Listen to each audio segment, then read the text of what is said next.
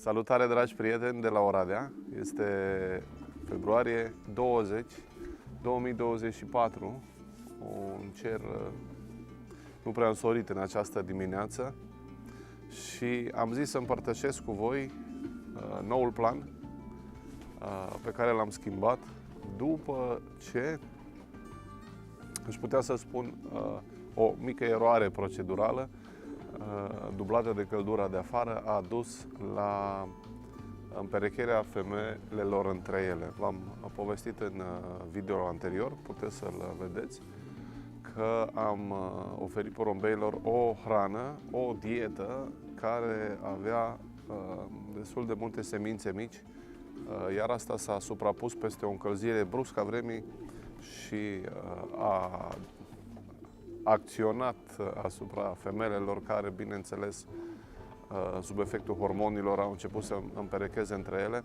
Moment în care am luat decizia să las porumbei împreună mult mai repede decât plănuisem. Ei, ce faci în situația în care planurile nu-ți funcționează?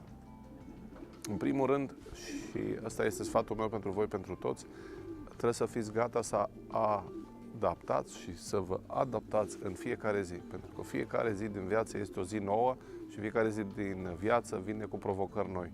Așadar, în următoarele 2 zile, femelele noastre de la lotul de zbor vor oa, cuplurile se vor așeza și, de regulă, sistemul nostru de zbor presupunea 2 împerecheri cu clociri între 5 și 7-8 zile.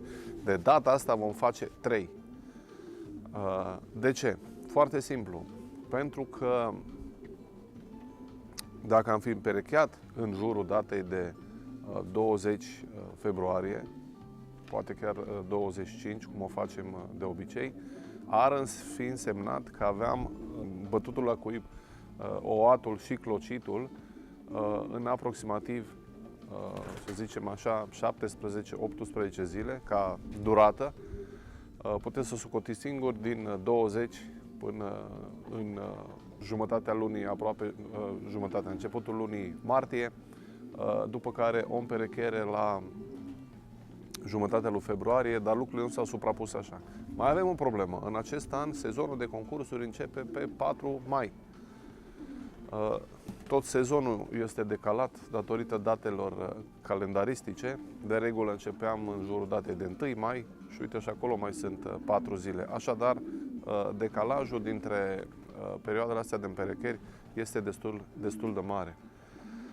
Care sunt problemele în situația de față și care sunt problemele când ai o diferență foarte mare între cele 2 împerecheri? Problemele sunt tocmai de natură hormonală. Vine primăvara, încep să crească temperaturile și este foarte complicat să ții porumbeii separat. De aceea, ceea ce vom face noi este o schimbare de plan. Porumbeii vor oa obișnuit.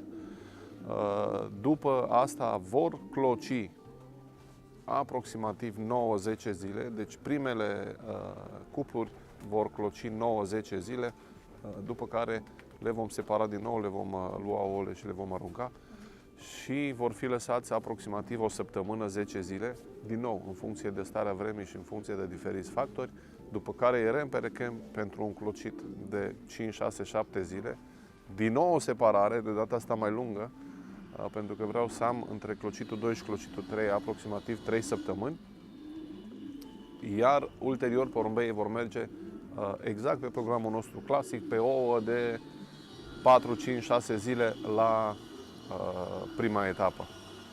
De ce avem nevoie de 3 săptămâni între clocitul 2 și clocitul 3 sau de ce aveam nevoie între clocitul 1 și clocitul 2 când făceam doar două serii de clocit?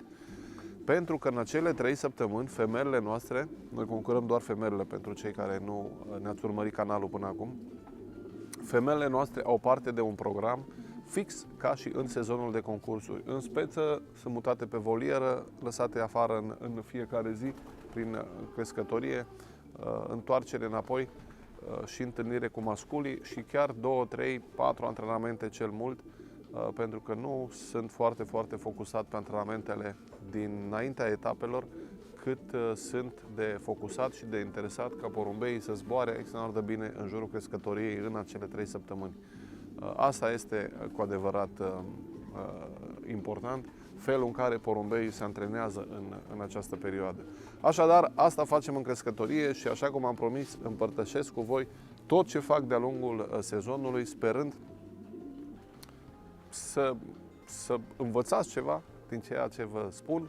În comentariile voastre să-mi spuneți opiniile voastre, să-mi spuneți obiecțiile voastre și orice sfat este binevenit. Pentru că avem toată viața de învățat.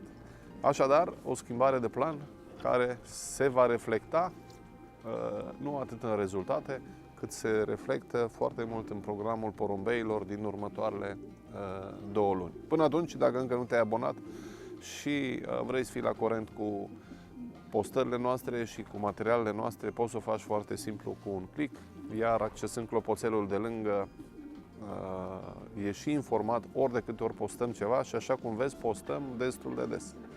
Salutări de la Oradea!